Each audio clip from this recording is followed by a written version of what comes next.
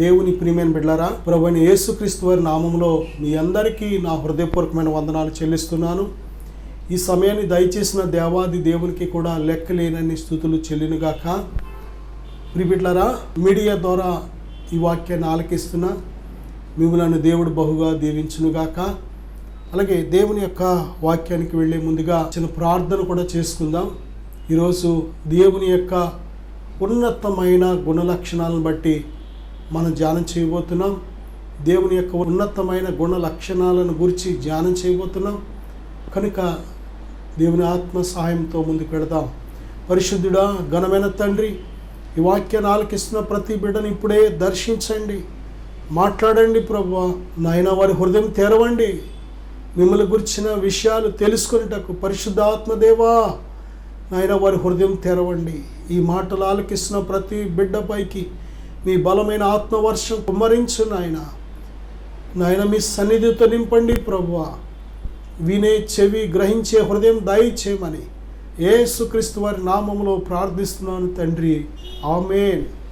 ప్రియబిడ్డలారా, నిర్గమకాండం 22వ అధ్యాయం 26 నుంచి 27 వచనాలు మనం చూసినట్లయితే, నీవు ఎప్పుడైనాను నీ పొరుగువాని వస్త్రమును కుదువగా తీసుకుని ఎడల సూర్యుడు అస్తమించు వేళకు అది వానికి మరలా అప్పగించుము. వాడు కప్పుకొనినది అదే వాని దేహమునకు వస్త్రము. వాడు మరి ఏమి కప్పుకొని పండుకొనును?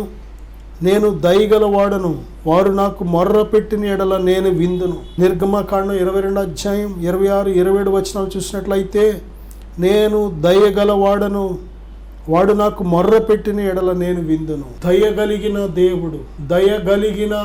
దేవుడు.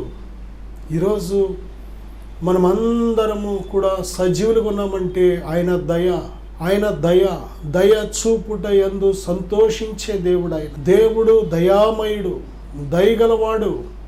ఆయన స్వభావము దయ, ప్రేమ, సంతోషము, సమాధానము, దీర్ఘశాంతము, దయాళుత్వము అని ఫలాల్లో ఒక ఫలము పేరు ఏమిటంటే దయాళుత్వం. దయగలిగిన దేవుడు, దయగలిగిన మనస్సు గలవాడు. ఆయన ఎంత దయ చూపుడి యందు సంతోషించేవాడు. ప్రియబిడ్డలారా, దయగలవాడను అని దేవుడే చెప్తున్నాడు. నేను దయగలవాడను. దేని బిడ్డలారా, దరిద్రుల మీద దయపడే దేవుడు, దయగలిగిన దేవుడు, విధవరాండ్రపై దయగలిగిన దేవుడు, అనాథులపై దయగలిగిన దేవుడు, ఎవరు లేని వారికి నేను ఉన్నానని దయ చూపిస్తున్న దేవుడు, అందరు విడిచిపెట్టినా నేను నిన్ను విడిచిపెట్టనని దయ చూపిస్తున్న దేవుడు దయగలిగిన వాడు. ఆయన దయను తెలుసుకున్నట్లయితే, ఆయన దయగలిగిన దేవుడు అని నువ్వు తెలుసుకున్నట్లయితే ఆయన యొద్దకు రావడానికి ఎంత మాత్రము మనం ఆలస్యం చేయం. దేవుని మనస్సు చాలాసార్లు మనం అపార్థం చేసుకుంటూ ఉంటాం. ఈ భూమిని నిర్మించి భూమి మీద ఉన్న సమస్తము, దేనిబిడ్డలారా, ఆకాశ పక్షులను కానీ, భూమి మీద ఉండే సమస్త జీవరాశులైన మొక్కలు కానీ, జంతువులు కానీ, ప్రాకే పురుగులు కానీ, జలచరాలు కానీ, సమస్తాన్ని సృష్టించి నిర్మించి దేవుడు ఎవరి చేతిలో పెట్టాడో తెలుసా? ఆదాము చేతిలో పెట్టాడు, హవ్వ చేతిలో పెట్టాడు, నరులైన మన చేతిలో పెట్టాడు. కానీ మనము ఎవరి చేతిలో పెట్టామంటే మనలను మోసగించిన శత్రువైన సాతాను చేతిలో పెట్టాం.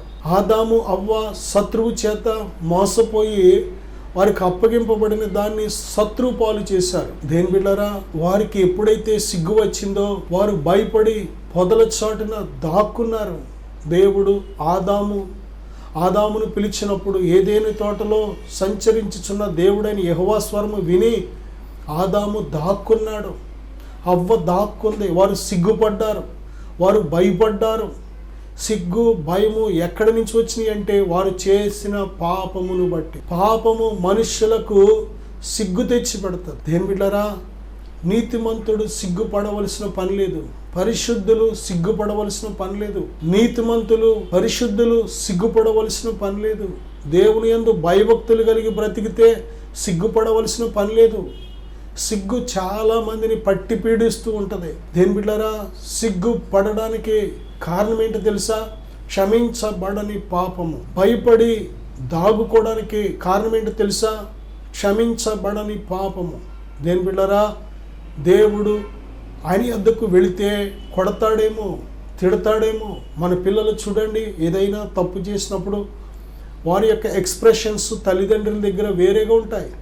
వారు ఏ పాపము చేయలేనప్పుడు, వారు నమ్మకంగా జీవిస్తున్నప్పుడు, తల్లిదండ్రుల పట్ల వారు నమ్మకస్తులుగా ఉంటున్నప్పుడు వారి తల్లిదండ్రుల దగ్గర ప్రవర్తించే ప్రవర్తన వేరేగా ఉంటుంది.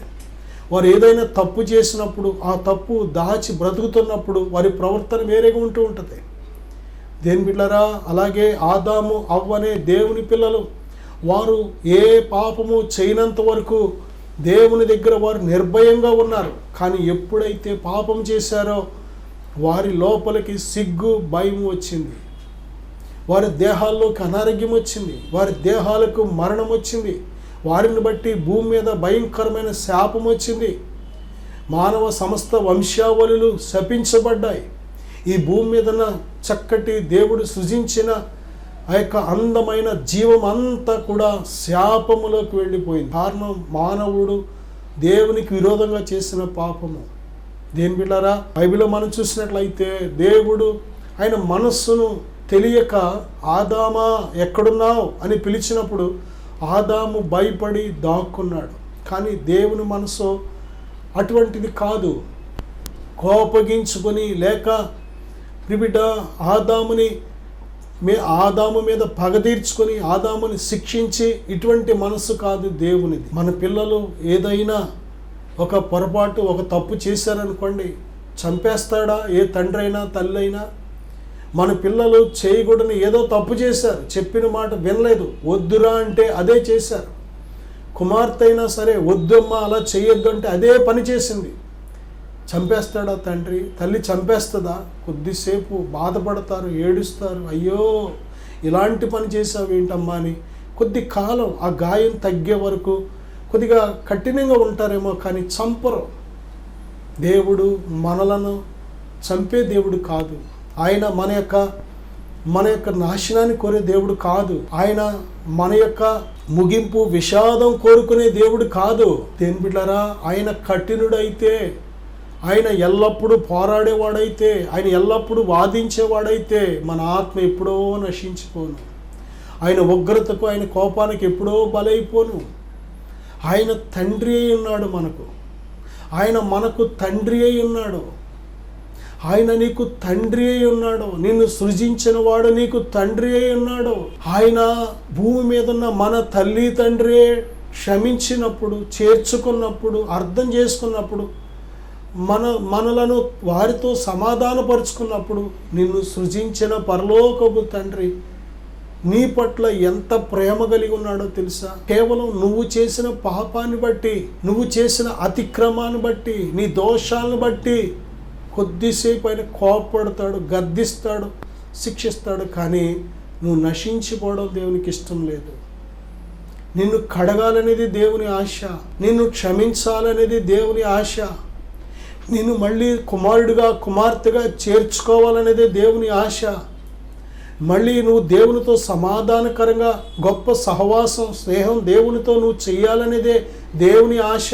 ఆయన మనకు తండ్రి అయి ఉన్నాడు కనుక మన పట్ల ఆయన ఎంత దయగలిగిన వాడో. నా సహోదరుడా, సహోదరి, దేవుని యొక్క దయను అర్థం చేసుకోక, ఆయన మనస్సును అర్థం చేసుకోక ఆయనను మనం కఠినుడిగా చూస్తూ ఉంటాం. ఆయన తప్పిపోయిన చిన్న కుమారుడు ఇంట్లో నుంచి బయటకు వెళ్ళక మునుపు, వద్దురా అలాంటి స్నేహాలు వద్దు, అలాంటి పాప పనులు వద్దు అని చెబుతుంటే ఆ కుమారుడికి అపార్థమయ్యాడు. నేను హ్యాపీగా ఉండడం మా నాన్న చూడలేకపోతున్నాడు, నేను సంతోషంగా ఎంజాయ్ చేయడం, నా స్నేహితులతో కలిసి తిరగడం మా నాన్న రెండు కళ్ళతో చూడలేకపోతున్నాడు అని ఈ విధంగా అపార్థం చేసుకున్నాడే. కానీ ఆ తండ్రి ప్రేమ ఎంతో అర్థం చేసుకోలేకపోయాడు. ఆ బిడ్డ క్షేమం కోసం తండ్రి వద్దురా అంటుంటే అపార్థం చేసుకున్నాడు. ఆ యొక్క కుమారుడు స్నేహాలు మంచివి కాదు, ఆ కుమారుడు చేసే పని మంచిది కాదు, వాడి భవిష్యత్తుకు మంచిది కాదు. కాబట్టి వాడి యొక్క ఆటలు తండ్రి దగ్గర సాగట్లేదు. కాబట్టి తండ్రికి దూరంగా వెళ్ళిపోవాలనుకున్నాడు. ఎలాగో వెళ్ళిపోదాం అనుకున్నాడు. కాబట్టి ఆ వచ్చే ఆస్తి కూడా అడిగి ఏమిస్తాడో తీసుకొని పోదాం, ఇంకా ఎక్కువ ఎంజాయ్ చేయొచ్చు అనుకున్నాడు. అడిగాడు ఇక తండ్రికి విసుకొచ్చేలాగా చేశాడు. తండ్రి ఇచ్చేశాడు. ఇక సరే, ఆస్తి పోయినా పర్లేదు, నా కుమారుడికి బుద్ధి వస్తే చాలు. బుద్ధి ఎప్పుడు వస్తుందంటే ఇచ్చిన ఆస్తి అంతా పోయిన తర్వాత వస్తుంది. చాలామందికి బుద్ధి ఎప్పుడు వస్తుందంటే డబ్బంతా పోయాక బుద్ధి వస్తూ ఉంటుంది. చాలామందికి ఆరోగ్యం అంతా పోయాక బుద్ధి వస్తూ ఉంటుంది. చాలామందికి పరువు, మర్యాద, గౌరవం అంతా పోయాక బుద్ధి వస్తూ ఉంటుంది. చాలామందికి ఒంట్లో ఉన్న శక్తి అంతా మొత్తం దిగిపోయిన తర్వాత బుద్ధి వస్తూ ఉంటుంది. చాలామందికి జైలు పాలయ్యాకో, ఆసుపత్రుల పాలయ్యాకో, అప్పులు పాలయ్యాకో, నిందల పాలయ్యాకో, చాలామందికి ఒంటరి అయిపోయిన తర్వాత బుద్ధి వస్తూ ఉంటుంది. అయ్యో, చాలా పొరపాటు చేశాను. దేవుడు కోరుకునేది ఏంటంటే డబ్బు పోయినా పర్లేదు, ఆరోగ్యం పోయినా పర్లేదు, అందరూ విడిచిపెట్టేసినా పర్లేదు, అన్నీ తలకిందులు అయిపోయినా పర్లేదు, నా కుమారుడికి బుద్ధి వస్తే చాలు. అయ్యో, నా తండ్రి ఎంతోమందికి అన్నం సమృద్ధిగా ఉంది, నేనైతే ఇక్కడ ఆకలికి చచ్చిపోతున్నానని ఆ తప్పిపోయిన కుమారుడికి ఎప్పుడు బుద్ధి వచ్చిందో అప్పుడు తండ్రి వైపు తిరిగాడు. బుద్ధి అంటే తండ్రి వైపు తిరగడం, బుద్ధి అంటే ఆ యొక్క దుర్వ్యాపారం విడిచిపెట్టడం, బుద్ధి అంటే తండ్రి ప్రేమను తెలుసుకోవడం, బుద్ధి అంటే తండ్రికి లోబడడం, బుద్ధి అంటే ఇక్కడి నుంచి తండ్రికి ఇష్టమైన బిడ్డగా జీవించడం, బుద్ధి అంటే తండ్రికి లోబడి బ్రతకడం. నా సహోదరుడా, సహోదరి, మనందరికీ మెదడు ఉంది, కానీ బుద్ధి అనేది మెదడుకు సంబంధించింది కాదు.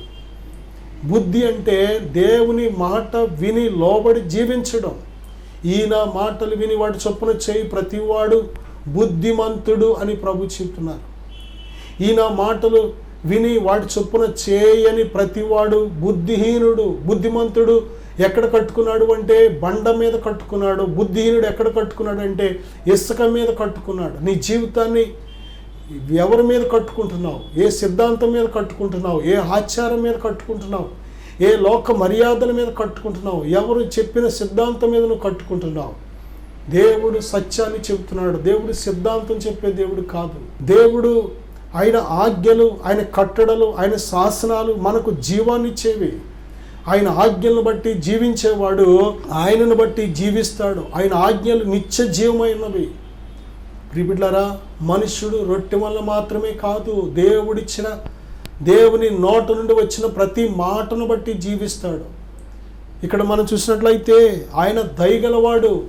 తప్పిపోయిన కుమారుడు ఇంటికి వచ్చినప్పుడు కొట్టలేదు, తిట్టలేదు, దూషించలేదు, ఇంట్లో అడిగెట్టద్దు అనలేదు, ఇంట్లోంచి బయటికి పో అనలేదు, ఇప్పుడు దాకా అంతా నాశనం చేసావు, ఇప్పుడు జ్ఞాపకం వచ్చామా అనలేదు. ఎంత దయగలిగిన తండ్రి ఆయన. ఈరోజు మనందరం కూడా తప్పిపోయిన కుమారులాగా ఉన్నాం. దేవుడిచ్చిన విలువైన ఆయుష్, ఆరోగ్యం, ధనము, మంచి పేరు, మంచి జీవితం, మంచి కుటుంబం అన్నీ పాడు చేసేసుకున్న తర్వాత వచ్చినా సరే ఆయన దయ చూపిస్తున్నాడు. బాల్యం వ్యర్థపరిచేస్తున్నాం, యవ్వనం వ్యర్థపరిచేస్తున్నాం, నడిప్రాయం వ్యర్థపరిచేస్తున్నాం. చాలామంది ఎప్పుడో వృద్ధాప్యంలో వస్తున్నారు ప్రభు దగ్గరికి, అయినా సరే దయ చూపిస్తున్నారు. ప్రియబిడ్డ, చాలామంది వారికి ఉన్న అందం, జ్ఞానం, సౌందర్యం అన్నీ లోకంలో ఖర్చు పెట్టేసి నాశనం అయిపోయిన తర్వాత అప్పుడు దేవుని యొద్దకు వస్తున్నారు, అయినా దయ చూపిస్తున్నాడు. చాలామంది దేవుని నామానికి అవమానకరంగా రకరకాలుగా దూషించి మాట్లాడి ఎన్నో రకాలుగా ఆయన మళ్ళీ సిలివేసి అప్పుడు వస్తున్నారు ప్రభు దగ్గరికి, అయినా క్షమిస్తున్నాడు. దేని బిడ్డ, ఎంత గొప్ప దయగలిగిన దేవుడైనా ఆయన అంటున్నాడు కదా, నేను దయగలవాడను. ఆ యొక్క దుప్పటి లేదయ్యా, చలిలో ఉన్నాను అని ఆ దరిద్రుడు మొరపెడితే నేను రంగంలో దిగానంటే వేరేగా ఉంటుందని దేవుడు చెప్తున్నాడు. కొద్దిమంది ధనవంతులైన వారు, బలవంతులైన వారు బలాత్కారం చేత దరిద్రులను, బేదలను, పేదలను హింసించే వారికి ఉంటే వారు మొర్ర పెడితే నేను వారి మొర్ర ఆలకించానో అని దేవుడు హెచ్చరిస్తున్నాడు. అక్కడ ఈరోజు బేదలైన వారిని, పేదలైన వారిని, దేని బిడ్డారా, దరిద్రులైన వారిని ఎంతమంది ఏడిపిస్తున్నారు. వారికి కలిగినవి దోచుకోవడం, వారి శరీరాలను పాడు చేయడం, వారి జీవితాలను నాశనం చేయడం, వారి కష్టార్జితాన్ని పాడు చేయడం, దొంగిలించడం, అనేక రకాలుగా సమాజం వ్యవస్థ అంతా ఎలా ఉందంటే ఒకరినొకరు దోచుకోవడమే, ఒకరినొకరు బలాత్కారంగా దోచుకోవడమే. బలవంతులదే రాజ్యం, ధనమున్న వారిదే రాజ్యం, నోరున్న వారిదే రాజ్యం, అక్రమమైన తెలివితేటలు ఉన్న వారిదే రాజ్యం, మోసకరమైన మనసున్న వారిదే రాజ్యం అన్నట్టు ఈ లోకం ఉంటుంది. కడవరి దినాలు ఇవి. నీ హృదయ యథార్థతను చూసి నేను ఎవరో లోబడరు, ప్రేమించరు. నీ హృదయ పరిశుద్ధతను చూసి మనుషులు ఎవరో కూడా నేను లక్ష్య పెట్టరు. నీ హృదయంలో ఉండే ఆ ప్రేమ, ఆ భక్తి, ఆ తగ్గింపును బట్టి ఎవడో నిన్ను లెక్క చేయడు. మనుషులు దేని బిడ్డరా హృదయాన్ని అంతరంగాన్ని చూసే దేవునికి భయపడట్లేదు. కానీ ఎవరికి భయపడుతున్నారంటే బలవంతులకి, ధనవంతులకి, ఈ లోక సంబంధమైన అధికారులకి. ప్రాణం తీసేస్తానంటే భయపడతారు, కొడతానంటే భయపడతారు, నీకు రావాల్సిన డబ్బులు ఆపేస్తానంటే భయపడతారు, నీకు పలానాదే ఫెసిలిటీ ఉండదంటే భయపడుతున్నారు. కానీ ఎవరికి భయపడాలో తెలుసా? ఆత్మను, దేహమును కూడా నరకములో నశింపచేయగల వానికి, దేవాది దేవునికి మనం మిక్కిలి భయపడాలి. నా సహోదరుడా, సహోదరి, ఎవరికి భయపడుతున్నాం? మనం శరీరమును మాత్రమే చంపేవారికి భయపడుతున్నాం. శరీరమే జీవితం కాదు, శరీరమే మనిషి కాదు, ఆత్మే. మనిషి అంటే ఆత్మే, నువ్వు అంటే ఆత్మే. నిత్యము నిరంతరము కూడా దేవుని నిత్యరాజ్యం ఉండేది ఆత్మే, శరీరం కాదు. రక్త మాంసాలు దేవుని రాజ్యాన్ని స్వతంత్రించుకోలేవు. ఆయన అంటున్నాడు, నేను దయగలవాడను. దయగలిగిన దేవుడు మనకున్నాడు, దయగలిగిన దేవుడు మనకున్నాడు. నువ్వు సేవిస్తున్న దేవుడు దయగలిగిన వాడు, దయ చూపే దేవుడు. ఆయన నీ పక్షంగా పోరాడే దేవుడు, ఆయన నీ పక్షంగా పగ తీర్చుకునే దేవుడు, నీ పక్షంగా న్యాయం చేసే దేవుడు. దేని బిడ్డ? అలాగే లేవి కాండము 11వ అధ్యాయం 45వ వచనం, 21:15, యెషయా 43, అలాగే 43:17, హోషేయ గ్రంథం 1వ అధ్యాయం 9వ వచనం, ఇంకా అనేక వచనాలు మనం చూసినట్లయితే, నేను మీకు దేవుడినై యుందును, నేను పరిశుద్ధుడను గనుక మీరును పరిశుద్ధులు కావలెను. నేను పరిశుద్ధుడను గనుక మీరును పరిశుద్ధులు కావలెను. దేని బిడ్డరా? నేను పరిశుద్ధుడను గనుక మీరును పరిశుద్ధులు కావలెను. నేను పరిశుద్ధుడను గనుక మీరును పరిశుద్ధులుగా ఉండండి. పరిశుద్ధుడు, పరిశుద్ధుడు, పరిశుద్ధుడు అని వేవేల దూతల చేత కొనియాడబడుతున్న దేవుడు ఆయన. పరిశుద్ధుడు. ఆయన జననంలో, ఈ లోకానికి శరీరధారిగా రావడంలో పరిశుద్ధత ఉన్నది. 33.5 సంవత్సరాలు ఈ భూమి మీద ఆయన మనకు చూపించిన మాదిరిలో పరిశుద్ధత ఉన్నది. దేని బిడ్డారా? ఆది నుండి పరిశుద్ధుడు, అంచెము వరకు పరిశుద్ధుడు. ఆయన పరిశుద్ధ సన్నిధిలో నిలవదగిన వాడు ఎవడు? ఆయన పరిశుద్ధత ముందు మనం ఏమాత్రం నిలబడగలమా? పరిశుద్ధత అనేది దేవుడు కోరుకునే ప్రాథమిక అంశము. మన ఇంటిలో ఎవరైనా వచ్చి కొద్దిసేపు ఉండాలి అంటే కనీసం ఒక చిన్న కుర్చీయో, స్టూలో, బల్లో, ఒక సోఫా సెట్టో, ఒక మంచమో ఏదో ఒకటి వేస్తాం. వచ్చిన మనిషిని వచ్చినట్టే అలాగే నిలబెట్టేశారనుకోండి, వారు కూర్చోవడానికి కానీ నడుము వాల్చడానికి కానీ ఏమాత్రము ఆ ఫెసిలిటీ లేదనుకోండి, అసలు వాళ్ళు ఎంతోసేపు ఉండలేరు. వెళ్ళిపోతానమ్మా, నడువు లాగేస్తుంది, వెళ్ళిపోతాను. కూర్చోడానికైనా, కనీసం కూర్చోడానికైనా ఒక కుర్చీయో ఏదో ఒకటి మనం వాడుతున్న ప్రతి ఇంట్లో కూడా స్టూల్స్ ఉంటాయి, కుర్చీలు ఉంటాయి, బల్లలు ఉంటాయి, లేక సోఫా సెట్లు ఉంటాయి, దివాన్ కాట్లు ఉంటాయి, మంచాలు ఉంటాయి. దేని బిడ్డారా? ఇవన్నీ కూడా కూర్చోడానికి, పడుకోవడానికి కూడా. కారణం ఏంటంటే మానవుడు కేవలం నుంచునే బ్రతకలేడు ఎక్కువసేపు. మనం రాత్రి పగలు కూడా నుంచునే బ్రతుకుతామా? నడిచి వెళ్ళేటప్పుడు నుంచుంటాం. ఆటోలో అయినా, బస్సులో అయినా కూర్చునే ఫెసిలిటీ లేదనుకోండి, ఆ బస్సులో సీట్లు అయిపోయి నుంచోనే ఉండాలి అంటే వెళ్ళిపో బాబు అంటాం. సీట్ లేకపోతే ఎక్కువ దూరం ప్రయాణం చేయాలంటే ఈ శరీరాలు ఎంతోసేపు సహకరించవు. అది పెద్ద వయసున్న వారు, వికలాంగులు, లేకపోతే ప్రెగ్నెన్సీ వాళ్ళు, లేకపోతే వృద్ధులు, అనేక అనారోగ్యాలతో ఉన్నవారు, లేక అనేక ఎంతోమంది. దేని బిడ్డారా? కనీసం పిల్లల, యవ్వనస్తులైనా సరే ఎక్కువసేపు కూర్చుంటే అది వారి దేహాలకు మంచిది కాదు. దేవాది దేవుడు మనలో నిత్య నివాసం ఉండాలని ఆశపడుతున్నాడు. ఆయన మనలో నిత్య నివాసం ఉండాలంటే మినిమం క్వాలిఫికేషన్ ఏంటో తెలుసా? పరిశుద్ధత. పరిశుద్ధత లేకుండా దేవుడు నీలో ఉండలేడు. అసలు పరిశుద్ధత నీలో లేకుండా దేవుణ్ణి చూడలేవు. మత్తయి సువార్త 5:8 హృదయ శుద్ధి గలవారు ధన్యులు, వారు దేవునిని చూచెదరు. దేని బిడ్డలారా? దేవుని చూడాలన్నా, దేవుడు నీలోకి రావాలన్నా, దేవుడు నీలో నిత్య నివాసం ఉండాలన్నా పరిశుద్ధత అనేది అవసరం. ఎక్కడ పరిశుద్ధత? హృదయపు ఆలోచనలలో పరిశుద్ధత. చూపులో పరిశుద్ధత, మాటలో పరిశుద్ధత, ప్రవర్తనలో పరిశుద్ధత, నడకలో పరిశుద్ధత, చేసే క్రియలన్నిటిలో పరిశుద్ధత. పరిశుద్ధత అనేది మన యొక్క లైఫ్ స్టైల్గా ఉండాలి. పరిశుద్ధత అనేది మన యొక్క జీవితం. మన జీవితమే పరిశుద్ధతలో నడవాలి. మోహపు చూపులు కంటిలో ఉన్నాయా? కళ్ళు అపవిత్రమైనవి. నీ చేతులతో అపవిత్రమైన కార్యాలు చేస్తున్నావా? నీ చేతులు అపవిత్రమైనవి. నీ హృదయంలో అపవిత్రమైన ఆలోచనలు చేస్తున్నావా?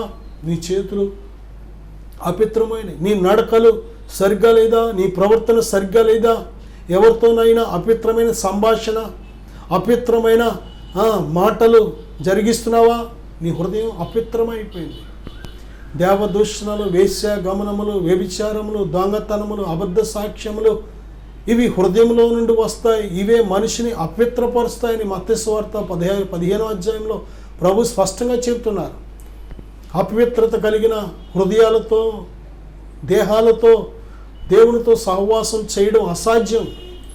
పరిశుద్ధత ఎంతగా ఉంటే అంతగా నువ్వు దేవునికి దగ్గర ఉండగలుగుతావు. అపవిత్రమైన సంబంధాలు, అపవిత్రమైన చూపులు, అపవిత్రమైన స్నేహాలు, అపవిత్రమైన కార్యాలు నీ జీవితంలో పెట్టుకుని నువ్వు దేవుని బిడ్డనని చెప్పుకుంటున్నావు అంటే నిన్ను నువ్వు మోసపరుచుకుంటున్నావు.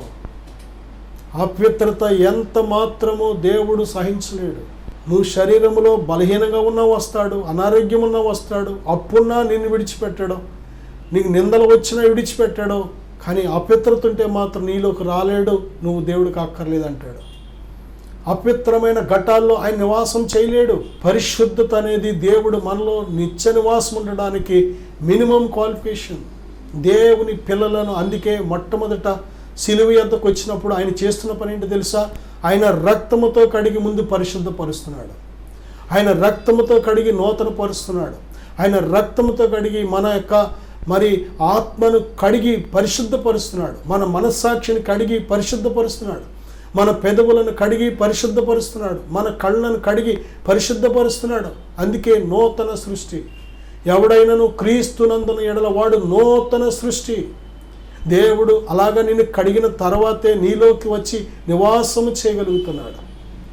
నిన్ను కడగకుండా ఆయన నీలోకి వచ్చి నివాసం చేయలేడు.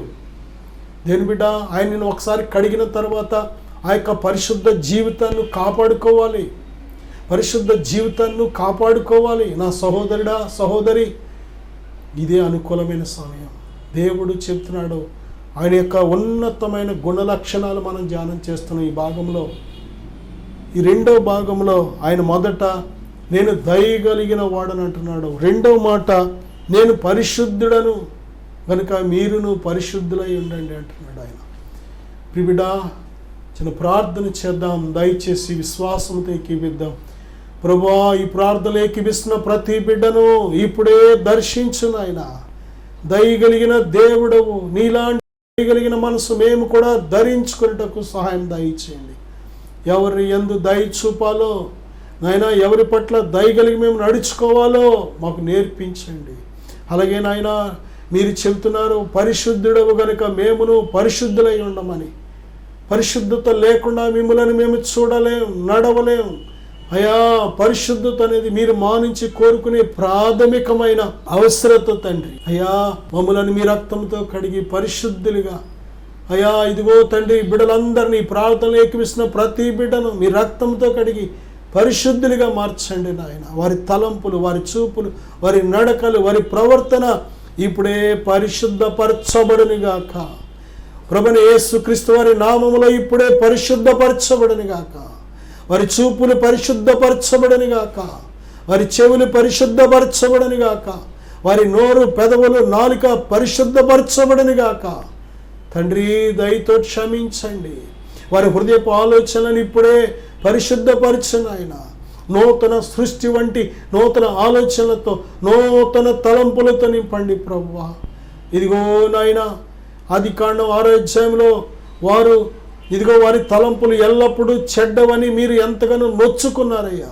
ఆ విధముగా మా హృదయాలు ఉండడానికి వీల్లేదు. మా హృదయాలు నిత్యము మంచి ఆలోచనలు, మంచి తలంపులు, మంచి ఉద్దేశాలు మేము కలిగి ఉండేటకు సహాయం దయచేయండి. మీ చిత్తానుసారమైన మనసు కలిగి ఉండేటకు సహాయం దయచేయండి.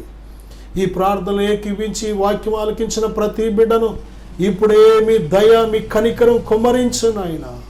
ప్రభువా, మీ పరిశుద్ధతలో పాలు దయచేశావు, మీ పరిశుద్ధాత్మలో పాలు దయచేశావు. మీరు వచ్చిన ఆయన ఇదిగో మాలో నివాసము చేయడానికి గొప్ప కృపనిస్తున్నావు తండ్రి. నాయన, మీ ఆత్మ మాలో నిత్య నివాసం ఉండేటకు నాయన తగిన గొప్ప పరిశుద్ధతనే యోగ్యత కలిగిన వారిగా మేము ఉండేటకు సహాయము దయచేయమని యేసుక్రీస్తు వారి నామములో ప్రార్థిస్తున్నాం తండ్రి. ఆమేన్. God bless you.